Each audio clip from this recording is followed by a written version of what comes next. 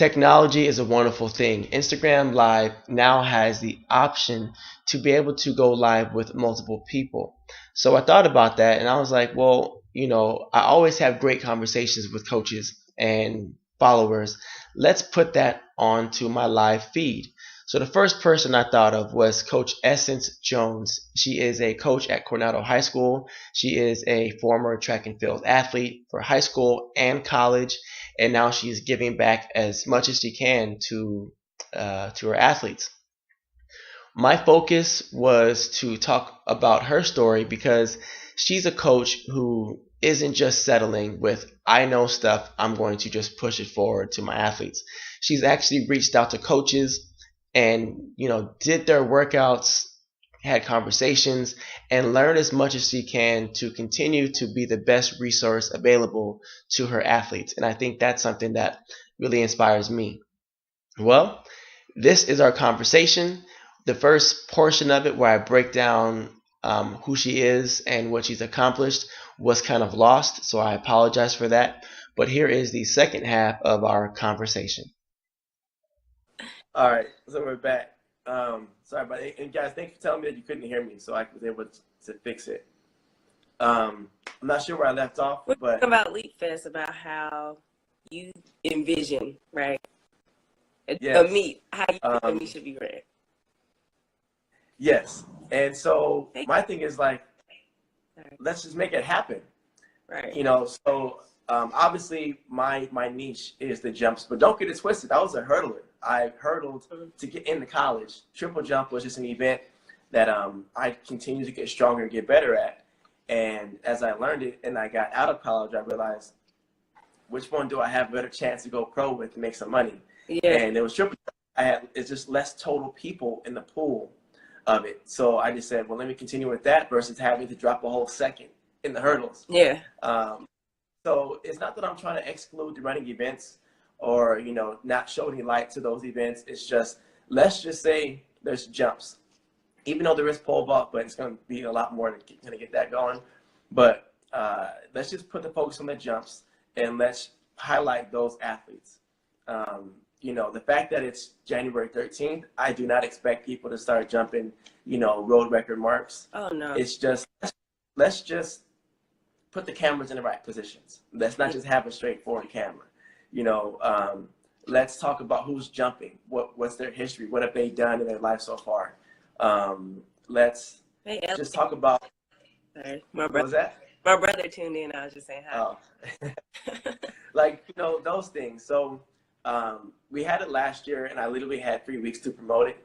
Uh-huh. So I didn't really have much time to kind of get it going. This year, I'm months ahead of the game, and I've been able to promote it. And I see that you guys are interested in coming. Yeah. Yeah. What is it about it that you feel that makes you want to come all the way from Vegas to little old Santa Ana, California to compete? Well, first of all, I wanted to go to Roscoe's. No, I'm just kidding, but low key though, I am going there. No, but seriously though, I kind of feel like jumps is always an afterthought, right? Mm-hmm. Like I remember just even as a coach, like going up to the team and the head coach or the other coach is like, oh, how they do? Like nobody watched this greatness occur, right? Until it really mattered. Yeah. So I'm like, that is so cool that a meet is going to feature just jumps. So you don't have to question. There's no other distractions around. Like if you're coming to the meet, you're coming to jump and you are coming to spectate and see some good jumping. Now, again, I agree with you. Even though you're going to have like nationally ranked athletes there, that's exciting, right? We don't get that here in Las Vegas, right? Like I'm bringing a jumper. Her name is Frankie, and she's a pretty good jumper. She just kind of started triple jumping maybe within the last year or two, but I've only been working with her since September, and she's made some huge improvements. So I think it would be a good environment for her to jump against some girls that are nationally ranked and just kind of meet them, because real talk, once she goes to college, that's who she's going to be competing against. Yeah. And so, and in Las Vegas, it's like she won't ever get the chance to jump against like really good jumpers unless it's invitational, because there's like a couple jumpers on one side of town that are really good, and then on her side of town, she's probably it. Yeah. So unless it's an invitational or regionals, like that's the only time. Or if she's going out of town and she's going to see real competition, and like I call it the dog. Like I want her to bring that dog up out of her, right?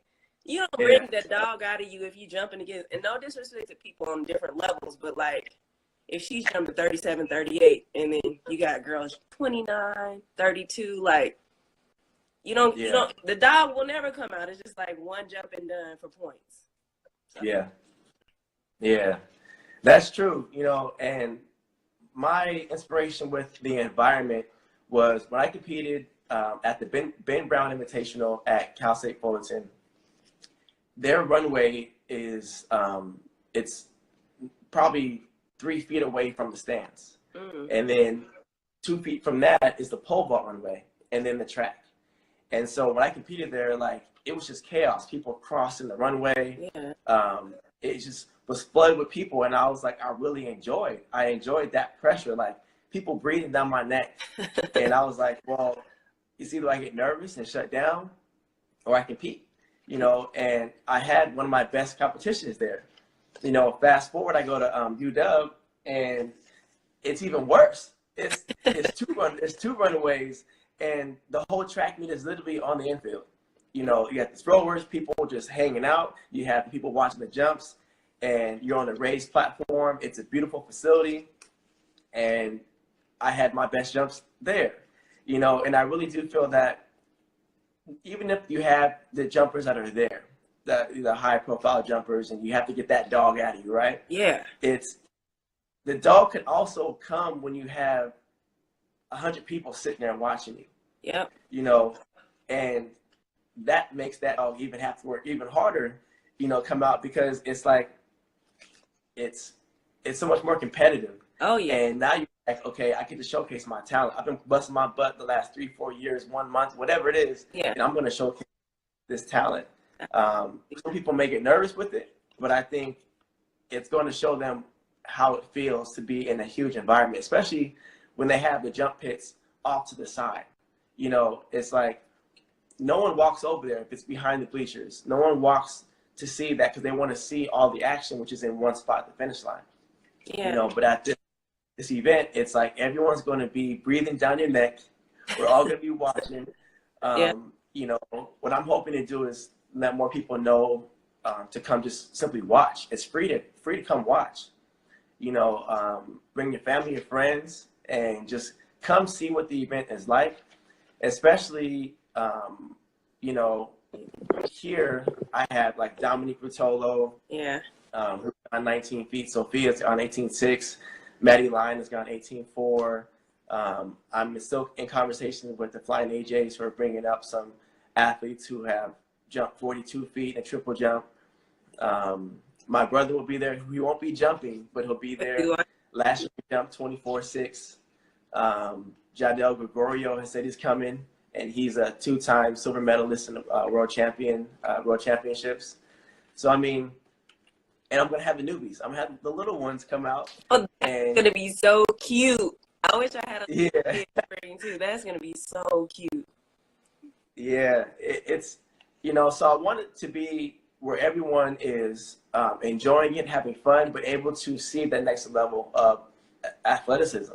Yeah, I think, you know, competition brings out the best, like, in athletes. So, you know, to see, like, I think Frankie's best long jump is 17.10, but she hasn't touched that in a while, right? Yeah. So, be able to be around your athletes, like, those are the ones I know for sure. Like, I watch them. I watch everything you post. You know, I enjoy that. I spread a lot of love. That's just my personality. So when I see other people doing well, like, that gets me excited. You know, I don't have any room to be like jealous or envious, because to me that's inspiring. Like watching Dominique, not that I know her, but just to see that she was jumping 37 feet and a huge jump from 37 to 41.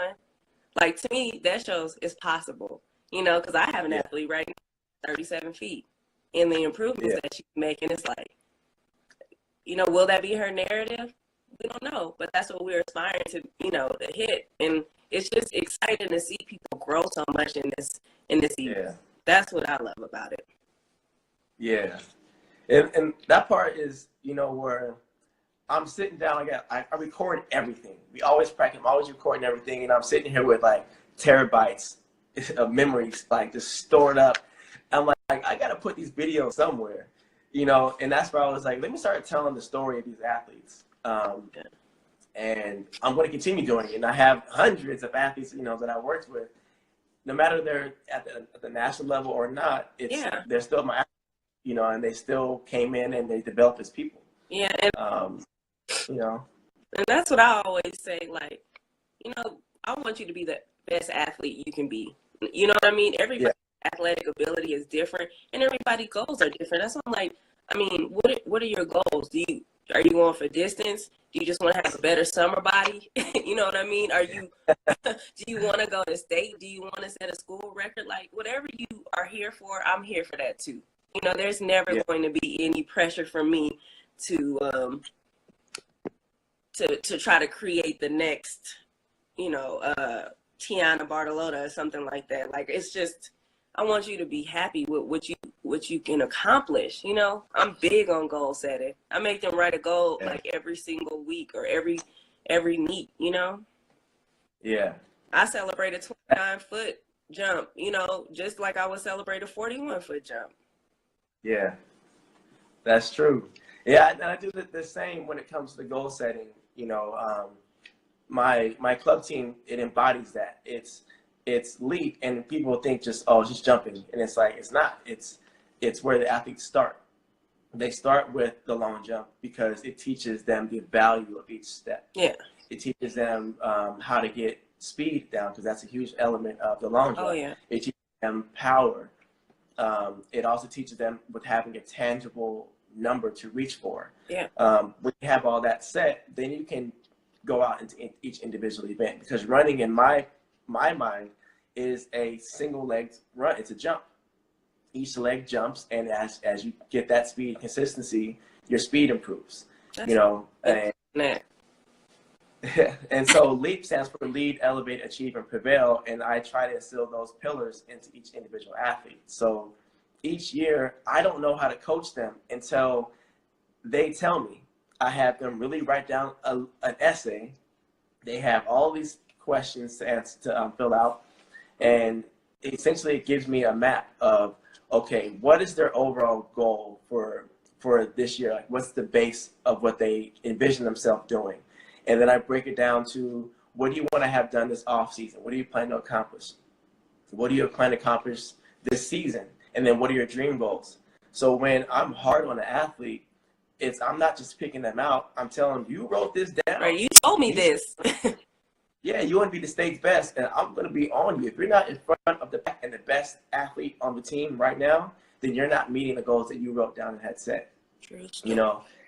And so, like with Sophia last year, her goal was to break the school record. It hadn't been broken since 1984.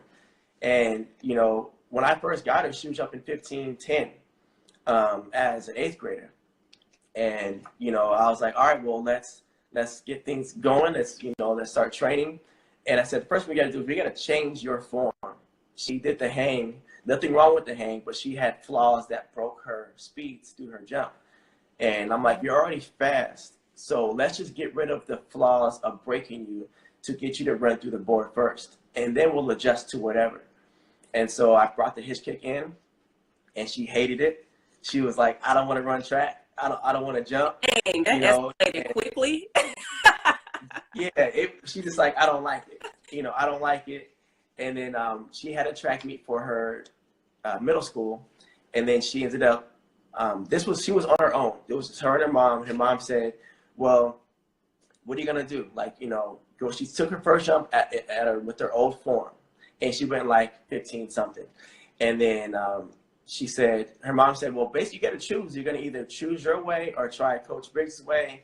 Mm-hmm. And she's like, okay, well, I'll try his way and see what happens. Boom, 16 feet. New PR. And this is with me not even there. I got the phone call telling me, hey, I just broke the record for a long jump. I went 16 feet. Nice. And long story short, she just went 18.6 this year and broke the school record. She's definitely faster too. I peeped that. Yeah. Yeah, her run off the board is crazy. Yeah. And, I see so much more room for, thank you. I see so much more room for growth simply with just, the push-pull pop and learning how to attack the board in better positions. But we also remember, she's 15, 16 years old. Yeah. There's certain elements that she can get, but is her body ready for those things? And I think that's what you pointed out. Absolutely. And that's, I think, too, like a lot of coaches that I affectionately call them YouTube coaches. They watch a couple of your videos, a couple of championship sports videos, and they ready, and they're trying to get these kids to perform these skills of the people on the video. But these are, like, in your case, these athletes, you had them for years. So they've been under, different types of training, right? That they don't see on the video. And then, you look at the pros, and it's like, there's no way that anybody can just off top jump like Jeff Henderson or, what's the guy's name? Jerry Lawson. Like, there's no way. I had one of my kids, I don't know if he signed in, but he goes to Vegas High School. His name's Marlon. And he was saying that his coach was telling him when he landed, like, first of all, before he went to state, he was like, you have to get faster. And he had a week before state. It was like, get faster. Like, how? How, Sway? Then he was like, when you jump. Now, listen, this is one that got me. I died. He was like, when you jump, you got to bring your legs up, then out, back in, then out. How? And where are you getting this from? Like, personally, as a coach, landing is one of the last things I even touch on. I don't even care about it. I want you to learn those technical skills to get into the pit. And once you get into the pit, I just want to see what you do naturally. Yeah. I don't know if that was a hitch kick or what. He was trying to do something, but I just want to see what you do naturally. And once we get there, then we can add to it. But landing, it's like, that's gravity. That's physics. Yeah. Like, you're going to land. Nothing that's going to stop you from getting in the dirt. Right? Yeah. So, I don't know. I just find it interesting, the ways or the methods. It's like, you're trying to get these kids hurt. Yeah. And that's what I think that, I was taught under Sheila Hudson, who was a 5-time national champion between long jump and triple jump. And so she taught me a bunch about whenever there's an issue, let's say it's a landing or let's say it's your takeoff, you don't fix that issue. That's a symptom. And so you always work back to see what the source is. If it's my landing's horrible, well, it probably is because my core is weak. Do I have a strong base? If I have a bad landing, what could be, am I in the correct positions? It all starts with go backwards and start from me on the runway. Am I even standing correctly? On my approach, do I have variables that, am I doing all this, all this stuff while I start my actual jump? Talk about it's like, am I skipping like starting point? I had an athlete, he was like, hey coach, I fouled out of league. I was a 21-foot jumper. I should have won league, and I fouled all my jumps. I'm like, how do you foul all 4 of your jumps? Like, you couldn't even just get on the board. And then I'm like, let me see your approach. And he did all this Kung Fu Ninja stuff. And I was like, it looks cool, but you didn't get a jump. You didn't even get a mark in. So I'm like, it's worse to leave and have fouls all across the board. And he walked into his mark. And I'm like, well, where do you start? He's like, I just kind of start over here somewhere. And I was like, what? You need to have somewhere to start from. So I had to get rid of all of that. But I just think that, we as coaches, like, there's no right way to coach an athlete, and so I never tell a coach, you're not doing it right, or you should try this. It's simply, well, look at what you're teaching, period. And then once you look at what you're teaching, you might have questions about what you're teaching. And from there, I tell a coach, think about what your athlete is asking you. If they keep asking the same question and they don't get it, it's not on them. It's you as a coach. It's maybe you need to articulate something better or change it in the way that you're doing it. And that's where, you know, the coach was talking about how you said to reach out and land a certain way. And you're saying, no, it comes down to the base of, do you understand it? It's like, these are the things that each coach individually should ask themselves. Absolutely. And then figure out other ways to get it across. You know, and so with that being said, like, you know, the fitness industry is ideally a male-dominated industry, and that's what track and field falls within. Yeah. You know, have you fallen into any issues with being a woman in this, as of right now, male-dominated industry? What's been your experience? I'm so glad you talked about this. I actually have never really felt like true sexism until I started coaching. And, you know, and no disrespect to Bishop Gorman, but just my experience there was very unique, we'll say. I felt like one of the big reasons why I left, I think, so going into the second year, you know, the head coach, he always gave me props for what I did. He acknowledges that I changed that whole jump program and, you know, X, Y, and Z. But over that summer, they hired a new coaching staff of sprint coaches, which is fine. Like, do what you want to do. But I just thought that maybe he would want us to be involved if you're trying to build a team, because I think coaches should be just as united, you know, as, you know, your athletes. Like, so yeah. I didn't know who he hired. They ended up being really cool guys, and they were not, but like they were having meetings over the summer and planning out the next season without us, the female coaches. Because at first I was like, dang, just me? Like, why me? But it was the other female coach. They didn't invite her too. Never asked me for my feedback, my input. Not that I would have a lot to say, but I just wanted to feel a part of it. You know, I didn't feel like they acknowledged me. It was like my jumpers were a product of the sprint coaches workout. So that's why they were good. That's how they made me feel. And like my very first year, we had like tryouts at that school, and they were like, oh, whatever you want to do. So I was like, okay, let's just do like a little 3-step pop up into the pit, and we'll see like what every athlete can do or what they have to offer. And so it wasn't working out as planned. And the coach started trying to like belittle me and demean me in front of the kids. And like when I first joined a program or something, I'm pretty quiet. I observe a lot, but what I won't let you do is step all over me. So he wasn't ready for what happened next, because I was like, I was like, okay. I said, I had to pull him to the side. I'm like, listen, if you don't like what I'm doing, that's fine. You don't have to like it. However, what you won't do is diminish my credibility in front of these kids, right? And so it just became like a struggle. Like, coaching should be easy. Typically, that's the best part of my day, besides, you know, being with my family. Like, I love being out there.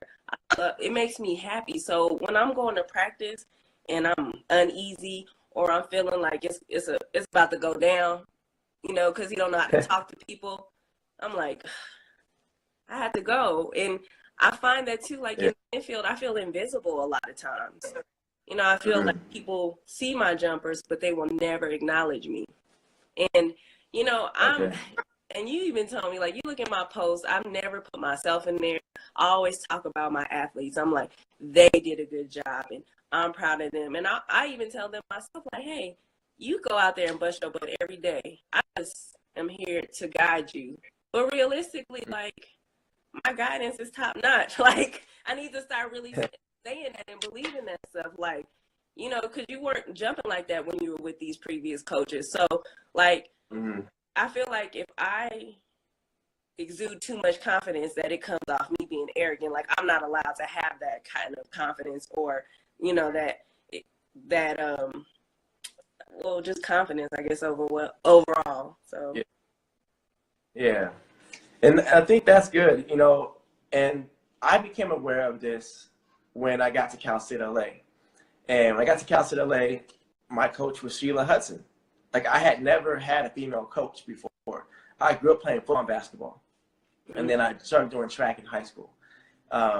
You know, and I was late to weights one morning. And then the door was closed, and I'm knocking on the door trying to get in, and she comes, closes the door behind her, and she basically just gave it to me. She was like, "You're late," and I was sitting there, and in the back of my mind, I felt like I was smirking. I felt like I was like, "So what?" And then like later on that day, I had to check my own self. And I was like, why did I feel that way? Why did I not receive her words as I would a football coach yelling at me, or a basketball coach, And I questioned myself. I'm like, well, was it because she's a woman? Did I receive her words differently for any reason? And I felt that I did. And so that day I checked my own self. And I was like, I need to everyone has their way of coaching or their, styles. And her being a female, that's a style in itself, And so that day I realized to switch it up, And what I've noticed is, overall, it is a challenge for women in this field. And how do we kind of even the playing field? How do we build awareness to where, a good coach is a good coach no matter what? Look at the 400-meter runner just broke the Olympics in the 400. Vanny Kirk, his grandma. Yeah, and she's, I don't know how old she is, but she's older and a woman, and there's no change. She knows what she's talking about. And I think more stories like that is, important. And I think you're in a very good position, in having to continue to be successful is what is needed, but also letting people know, like, I'm successful because I know what I'm talking about. Right. I know what I'm doing. I'm out here learning more to get even better. And I think that all coaches as a whole need to continue. Yeah. Just to get more awareness of all that. I agree. Real talk. Thank you for that. I just feel like the people that see me, like that know me, they acknowledge that. But I guess I can't care anymore about that and just have to continue to do what I'm doing. It works. Yeah. So one of my, all of us from Cal State LA, we all either coach or teach. And it's crazy, and before we got our state championship with Mater Dei, Thank you. My other teammates, they won state championship with their teams. So in the past 10 years, CIF championships, like the past 5 years, it's been our group from the same coach. Our friends have these rings. And it's not a coincidence. It's coming from, we all have the same mentality. But, she's got to be 5'3", and is a fiery coach, Coach Nikki Hutchinson. And I believe she's now at Chibuco Hills. But to see her manage a whole boys jumps team, and they won CIF with 5 jumpers. Wow. That's score, 50-something points. With 5 jumpers, wow, is amazing. It might have been 4 jumpers, but I looked at that and saw what she was doing and how she gets across. But I've also seen female coaches that are just overly aggressive, just doing extra because of what they've been through.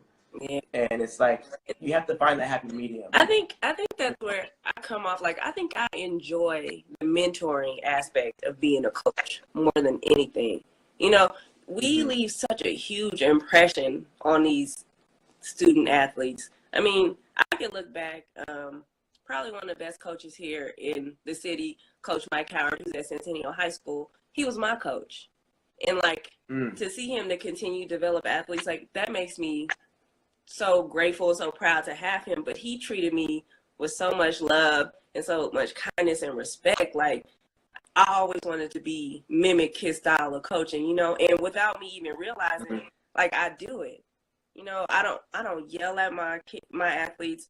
I don't call them out on stuff. It's just like, I'm always coming from a place of love, because again, I think that's that old school mentality to beat them down. But sometimes kids Yeah. find it at. So I'm here. I'm at the meet beating you down, and you don't compete well. Like, what did that accomplish? You know, you have to find a way to motivate each kid. Just like you said, you have to learn how to communicate to them in different ways. Like, I want to reach them and still instill confidence without telling them like their best of that day wasn't good enough. You know? Yeah. That's Yeah. probably one of my favorite sayings as a coach is, every day ain't gonna be your day. You know, it ain't. And if it's not, like, there's nothing you can do about it. Just bounce back, you know, and try harder in your next event or your next meet, you know, but don't dwell on things that you just cannot change at that moment, you know? Yeah. That short memory. Let it go. Yep. There it is. Yeah. So I guess what would be, I don't know, I guess 1, 2, or 3 things that you would tell athletes right now that if they're watching or will be watching this later, what are a few things that these athletes have to be successful on the track? 3 things. Well, one, definitely be a positive attitude, right? Mm-hmm. And 2 would be a willingness to learn, right? Because when you go from different coaches, everybody, like you said, philosophy is different, and you know they train differently. So you got to be open to this new coach's methods. You know, not saying that one person was right and the other person was wrong. Just be willing to accept the change if you want to improve or you want to see some differences. And then the third thing is just work ethic, right? I would kind of mix that work ethic and attitude, or positive attitude, kind of all in the same thing. Because, I mean, you just have, like, I don't know, there's no other way. You have to put the work in if you want to be successful. Yeah. Oh, that's a good one, Vance. Yeah, become a student of the event. I like that. That is, can we have a fourth? Yeah. Because that definitely be the fourth. Right. But then with youth athletes, Vance, you don't want to get them too wrapped up into learning, because then they'll be on YouTube trying to mimic professional. That's what I think. So it's like, learn as much as you can about the event, but don't try to become like, you know, a pro athlete when you're not on that level yet. Yeah. It's kind of like when you're sitting here trying to program a computer and it's like you have no idea how to do that, versus let's just start with learning what the actual pieces of the computer are, or learning the keyboard is like the basics. You know, there are a lot of out there that are world-class elite athletes, these amazing things, you know, depth jumps and all this stuff, and then realizing that they're doing these advanced technical aspects, needs to be doing lunges, you know, like go to some calf raises, go do some push-ups. Like that may be what they need at the moment. Absolutely. You know? Like when you see, I love to see like when athletes do the bounds into a jump, and it's like every athlete can't handle that. You know, like I ran into that with one of my kids. It's like I thought he could hit from 24 board like 3 into the pit, and when I saw him breaking down, I was like, okay, that's not for him. Maybe 2 downs, you know, or let's work on getting his hips stronger so he can take that force, you know. But you're absolutely right. You gotta. I think coaching is wisdom, right? You gotta really come from a place of wisdom and knowing each athlete's ability. Because what, you know, Dominique may be able to do, or Sophia, like you might have a girl just starting that's like she can't do those things because she's just not there yet. Yeah, that's very true. So I know we've been on for, that was a quick hour. No way. I was nervous we wasn't even going through it. Because I know I told you, I was like, it was going to be an hour or 45 minutes. You were like, that's a while. I was like, it's going to go by quick. I literally thought we were just going here like this. Like.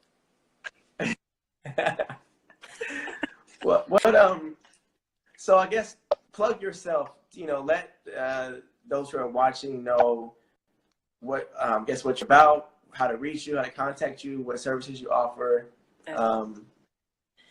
Great.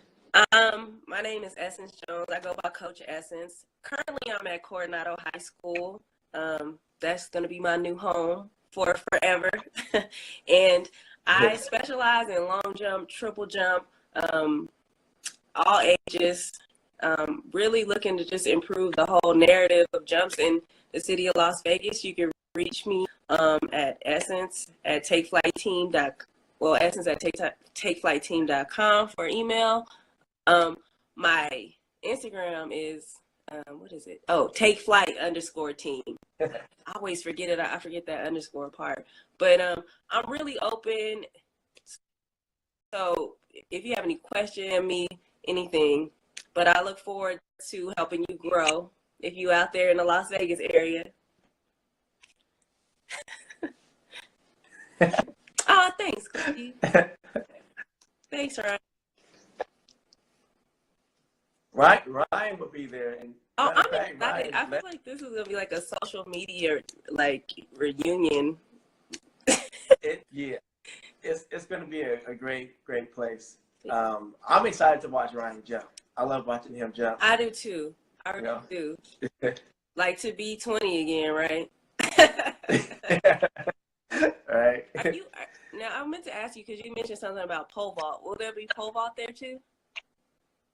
There will not be pole vault. Okay. Especially it's that the pole vault summit is that same weekend. Oh. Phil, like I don't want to take away from pole vault summit. Like that's the event to go to. It's established. It's a great event to go to. So I want to keep that funneled there. Okay. But I'll find other events. I have a buddy who holds a beach jumps field events meet where it's jumps, it's shot put, it's pole vault. They do all that on the beach, and it'll be his third time doing it this coming summer. Okay. I'm gonna try out there and be a part of it. So I'll keep you guys posted on that. Please do. Please do. All right. Well, this was great. Thank you so much for having me. No problem. This was good conversation. Got to learn about you a little more. Thanks. And I'll be looking forward to seeing you and your athletes plural, coming out to the event and having fun. So. All right. Dope. Thanks for everybody that tuned in. We love you. Love you guys.